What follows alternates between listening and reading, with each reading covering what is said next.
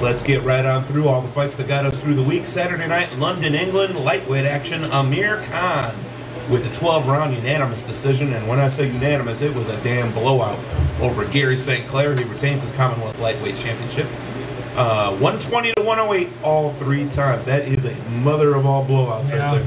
Amir Khan is one of the top rising lightweights here. You're going to be seeing him getting in here with a chance maybe to fight one of the Diaz boys here probably coming up pretty soon, or maybe a Nick Campbell or somebody. He has not lost a fight. He has not lost a fight since 04. He's a top prospect. The only thing that's holding him back, he's 16-0. So he probably won't get in with one of those guys until he's about 20-0 or so. So he's probably not until next year when he actually steps into the ring, maybe for a title fight. But he actually takes a step up in class here for St. Clair and proves he's pretty good. St. Clair has a pretty formidable record there, 39 and slips to 6 now with 2 draws. So he actually gets a little test here and shines through it. Oh, that they were talking about some of the guys that some of the guys that St. Clair was in with. He fought Diego Corrales, Vivian Harris, Leonard Doreen, Cassius Beloy, and Amir Khan, obviously, and still has never been stopped. Yeah, I mean, you can count so that's those outstanding. Guys. What's that? That's his losses right there, basically, the guys that you just named. Yeah, those are the guys that he's lost to, and none of them stopped him. They all had to rely on decisions. Yeah. Possible unanimous decision, but still, to have never been stopped by any of these guys. I mean, shoot, Diego Corrales is no longer with us, but he's one of the greatest fighters in the weight class. They're saying Khan's probably going to be fighting on the undercard here on April 19th, the Bernard Hopkins, Joe Calzaghe undercard in Vegas. Assuming that fight happens. Yeah, and it probably will. I mean, that's going to be some big money for Bernard. I don't know why he would back out of that fight. I sure as hell hope he fights. Everybody's trying to fight. Calzaghe would be the one that could back out because he could basically pick who he's going to fight right now. I would say so. Junior lightweight action, Nikki Cook, TKO victory in the second round over Kirkorov. Scores were 120 to 108, 119 to 108, and 118 to 109. Cook still only one loss, 28-1 with 16 knockouts. Kirkorov moves down to 28-15 with 6 knockouts. Yeah, I've yet to see Nikki Cook fight. I've seen Nick Cook fight, who we're going to see again this weekend. We're going to see him Saturday night, yeah. Nick Cook of LaPorte, Indiana, a different gentleman altogether. But Nikki Cook, I have not seen fight. I'm waiting to see him. He'll be coming on Showbox or something here pretty soon. 3 knockdowns in the second round, so it was pretty even in the first round. And there you go, three knockdowns in the second round. The referee had to stop it. Yeah, I mean, just to protect the fighter. Yeah. Saturday night in Cebu, in the Philippines, junior bantamweight action. Victor Darchinyan gets a draw. Yeah, that's over Z Gorez. There is no. I don't have Gorez's first name, but I do have his initials, Z. That's pretty cool, I guess. This was a title eliminator fight that no one moved forward on. Darchinyan got a score of 114 to 112. Gorez got one 113 to 112, and then the deciding vote was 113-113. That's an absolute draw, and that's unfortunate. Darchinyan goes from getting knocked out to a comeback fight now getting a draw. Yeah, well, I think he fought once in between. I'm not positive about that, but nonetheless, that knockout still affecting Darchinyan. Still looming. Whether there's a fight between that or not, I don't know. But he wants to get back in there with Donaire. This sets him back, obviously. Donaire's not going to throw him right back in there if he fights with a no-name guy and gets a draw. Although Gorez is 27-2 with 2 draws, it's still a pretty formidable record. But I don't know if he's at Darchinyan's strength, who I was mentioning being in the top 10, is now proving that why he was not in the top 10 pound for pound. Yeah, they were saying that the referee got a lot of things wrong in this fight, named Lance Revel, and they're hoping that it would be anyone but him to actually to referee if they were to fight in a rematch, which, from what I hear, it just damn needs to happen. Oh yeah, I'm sure it will happen again, and it still doesn't look good for, like I said, for Darchinyan to get a chance at fighting against Donaire here coming up. He's obviously going to have to try to get in there again with the same guy. I would think. One of the coolest towns in all of Ireland. Saturday night in Limerick, Ireland. Middleweight action, Andy Lee, TKO victory in the 5th round over Alejandro Gustavo Faiga. Andy Lee, of course, still undefeated, 15-0, 12 knockouts for Liga, moving down to 14-4-2 with 4 knockouts. Yeah, Andy Lee goes over there and fights, and actually this is in his hometown, and it's his 3rd fight over there in Ireland. He's going to be coming back here to the States pretty soon to fight on those fights that you were talking about earlier. And Emmanuel Stewart, as he says, he wants to get up and fight.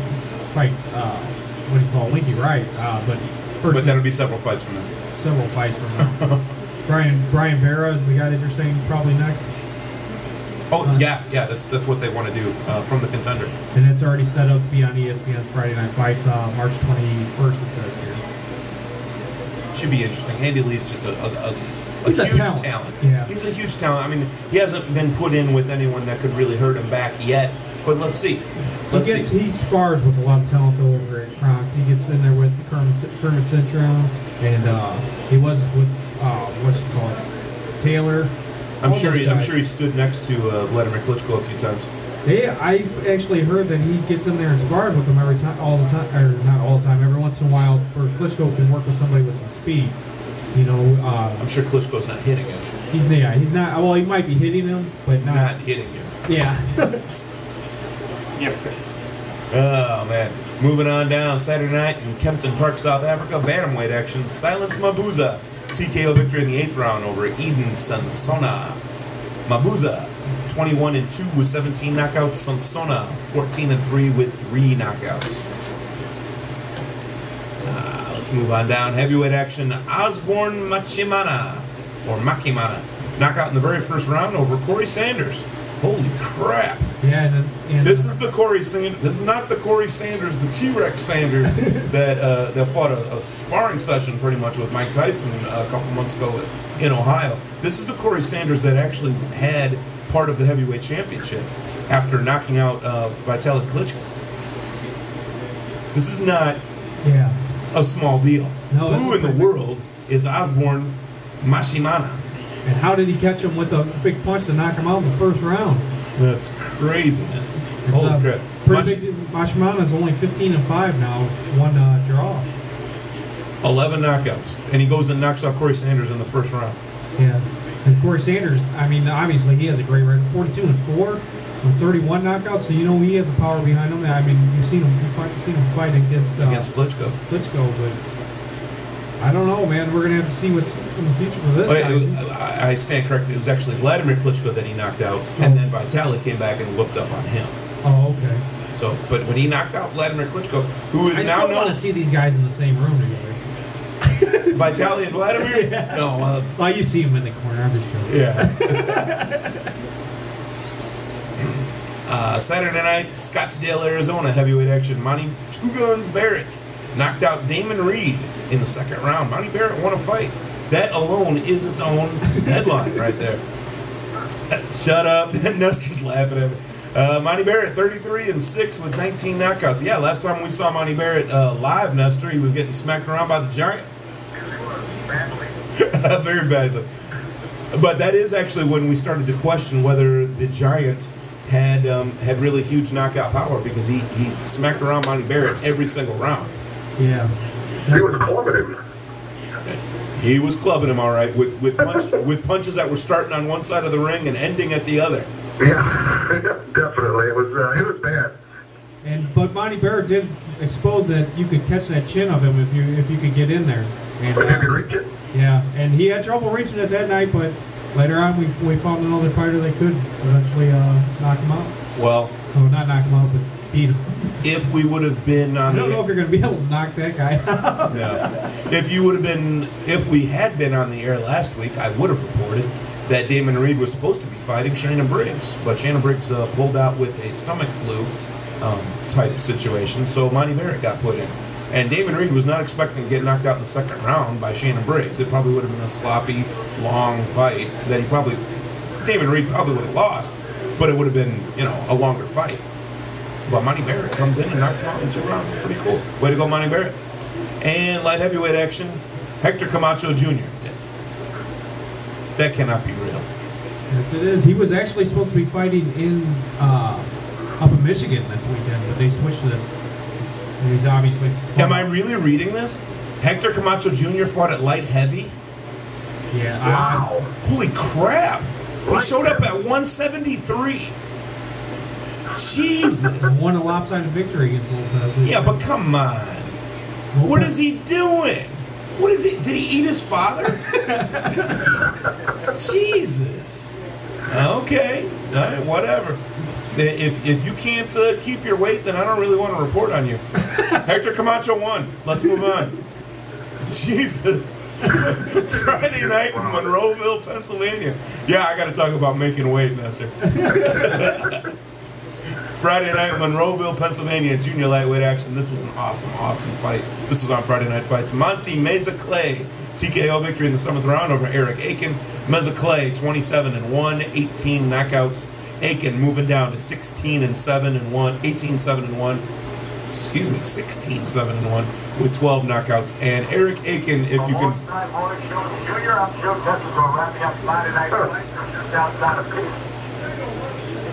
Nestor, turn down your TV, buddy. Nestor, I clicked over because they had the thing on the Meza fight, and I clicked over on ESPN, and it went into a video, and I'm like, wow. Haven't you ever called into a radio show before? Turn your TV. No, never. Turn your TV down, buddy. They always say turn your radio down. I was about to make a really lame joke, and then you killed it there, so I'm not going to say that Eric Aiken was Aiken. Aiken was That was bad. That was bad. Aiken came into this fight a former champion, and He's a little guy, yeah, and he smacked this boy around like it was his job. It was Aiken beautiful. could not work behind the jab, and Meza-Clay was pushing the action, man, coming in there. I believe what they're saying here his only defeat was against Edner Cherry. Edner Cherry, which was also on ESPN2. Meza-Clay and Edner Cherry need to fight again on ESPN2 on a Friday Night Fights. I watch it. And we need to do the Blow blow by by blow. Yeah, we'll fill in for Jones. Friday night, Hinckley, Minnesota, junior middleweight action. Alfredo Angulo knocked out Ricardo Cortez Bam! He hit him hard. in the very first round. I did not get to see this. I watched that fight right before I came. I do not have Showtime, so He actually caught him, knocked him down. I believe it was 3 times. He caught him early in the fight, and then knocked him down again real quickly, and then finally at the 3rd time, at the end of the fight, he catches him with a beautiful right hand. Now, what was the time of the first round? Was it quick? No, it was he actually ended the round. The guy got down. Cortez, or how do you say his name? Cortez, yeah. Cortez gets down gets up, gets knocked down. He gets up and steps back into the corner and takes a knee, and Angulo's over in the other corner. Obviously, the ref's counting. He gets the 9, and you hear it was who was calling this fight out? It was the Showbox guys, obviously, and they say he's not going to get up, and he gets up as the ref says 10. He goes, "No, it's over. I got the 10." He was pissed that it got stopped, but you got to get up at 8. You can't be you can't even wait till 9. If you hear the word 10, you didn't make it. There's no point moving. If you're not up at 8, Stay there. even on your way to 9. You got to be on the way up at 8. The only guy I know that can get up, start getting up as the referee's about to say 10 and get it.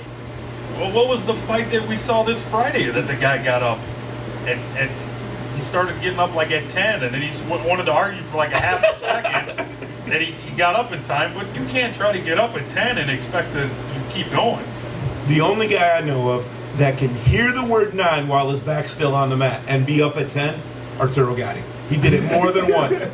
He did it. His back is still on the mat at 9, but he made the count because the ref is just like one of us. He wants to see this fight continue. It's like 9, 9.5, 9 3/4. Are you okay? Angulo proves he has some power here. He's had 3 televised fights, all of them on Showbox, and proves he's knocked everybody out in basically a short period of time. And I mean, he looks a lot like Margarito when he gets in there. If you've seen this guy, you might actually go ask for his autograph thinking he's Margarito. But does he have the little Latino? If you've seen him, he looks exactly like Margarito. He has some power like Margarito as well, but we'll see what's in the future from him. He's a 2004 Olympian from Mexico, and I mean, you see all the Mexican fighters, how they develop. I mean, they're great action with those guys. Did you see this one too, Mo? Yeah. Mickey Bay Jr. and Roberto Acevedo. It's not as bad as what they say here in the write-up, but Mickey Bay did not look as polished as he did before. He's a 2004 Olympian, U.S. Olympian, Yeah. and he's the least experienced out of those 2004 Olympians. This is what his 10th fight. He 10-0, 6 knockouts. His last fight that he fought on Showbox, he knocked the guy out in grand fashion. Now this time it wasn't quite as slick. He boxed his way through this one. He kind of picks his punches. He tries to protect himself quite a bit. It's not as action-packed, but Acevedo is a pretty good fighter. He's a talented fighter. Just his record does not prove that way. They actually, when he came up, a lot of people thought he was going to be a real talent, and it didn't work out that way. But he fought 7 days before this fight. Acevedo did. That's awesome. So, and then he came straight in to fight here again, and I mean, he doesn't even have very many fights on his record here, being 5-4 3, and jumps right in there. But he was kind of trying to counter punch. He's a left-handed, plus he's a counter puncher, so he's backing up, which is a very odd style for someone to fight. Oh yes. And this is the first, like I said, for Mickey Bay, this is the first time that he's fought a southpaw in the ring as well. So. I think he gets the unanimous decision there with a blowout win. So. Well, Dan Rafael didn't like it. It was not an exciting fight by any means, but it wasn't sneaking up the joint as Rafael was saying here. Friday night, Juncos, Puerto Rico. Welterweight action. Henry Brucelis, TKO victory in the 4th round. Odd that we just talked about Brucelis a little bit ago. Against a TKO victory in the 4th round over Robert Frankel. Brucelis, 26-3 with 15 knockouts. Frankel moving down to 21-8-1 with 4 knockouts. This was essentially just, I'm going to beat you, and he did. It was not even that much of a fight. Featherweight action, Mario Santiago knocked out Edel Ruiz in the very first round. Santiago still only 1 loss, 19-1 with 14 knockouts. Ruiz is a journeyman. He's not going to amount to a whole lot. Hector Velasquez is the one guy, and that was in July that Santiago lost to. So we'll see him. Obviously, he came back and smacked around at Del Ruiz. So he's on his comeback, and we'll see what Mario Santiago is really made of. Yeah, it says Ruiz has only been stopped twice, and with all those losses that he has 19 losses. He's only actually been stopped twice. Friday night, Helsinki, Finland. This is a headline. Middleweight action. Asikainen. That's what I'm sticking with. TKO victory in the 7th round over Yuri Boy Campos. How old is Yuri Boy Campos? Yuri Boy Campos has over 100 fights. He has 91-11 with 73 wins by knockout. Yeah, he was on Telefutura not too long ago, and the fight wasn't very good that I watched there. And obviously, he loses here to a guy that's Finland's #1 fighter. They're saying here. And I thought Campos's goal was to get to 100. To get to 100 fights. Okay, he did that. Stop. Now he goes for fight number 101 and he loses. Should that tell you something, Tim? That sounds like Deal or No Deal when they're offered huge money. They gotta go for one more and end up blowing it all, man. Same type of thing. That was the weird part about Yuri Boy Campos is one of the earliest shots of Felix Trinidad that I ever saw. He's got a mustache. Yeah, he's got hair. I'm talking, he looks like he's 20 years old. Is when he was beating up on Yuri Boy Campos. Yeah. Okay, Trinidad has now gone through an entire career, retired, come back, and then he retired, came back, and fought, 2-3 years later, now against Roy Jones a couple weeks ago. Well, he did that twice. He retired for almost 3 years twice. And now he's probably retired for good. And Campos is still fighting through that entire Trinidad career and is bookending him, essentially. Yeah, well, you don't see many fighters nowadays getting to that 100 mark for fights. And, no! Not all the Campus's guys that he's fought are top of line guys, but he's getting up there in age now and not a slick boxer. If you look at him now, he looks like the guy that should be basically parking his car. I'll still be glad of that. What'd you say, Nestor? I said he's a plotter. He just plods along and he swings his arms. It's sad to see. Well, he's got that Mexican heart. He cannot stop. And I can't give it. Somebody needs to talk to him because he really doesn't. He's going to end up getting hurt. Is what's going to happen. It's possible. Yeah, someone might want to make a name for themselves beating him, but at this point in the career, That's devalued currency at this point too. Real quick, the last two fights of last week, Thursday night, New York City, light heavyweight action, Elvir Moriki got a TKO victory in the 4th round over Jamil Wilson, and cruiserweight action, Lou Devalle scored an 8th round split decision over Newton Kidd, and that took us through all of last weekend, then some. Let's take a really quick break, Tim. We'll come right back, and we'll be at the updates desk. And we'll see who reads it. Nestor might. Maybe it'll be me. We'll see. This is your Bolo Punch Boxing Hour, brought to you by George Rogie Insurance. www.hssp.cc, sportsjuice.com.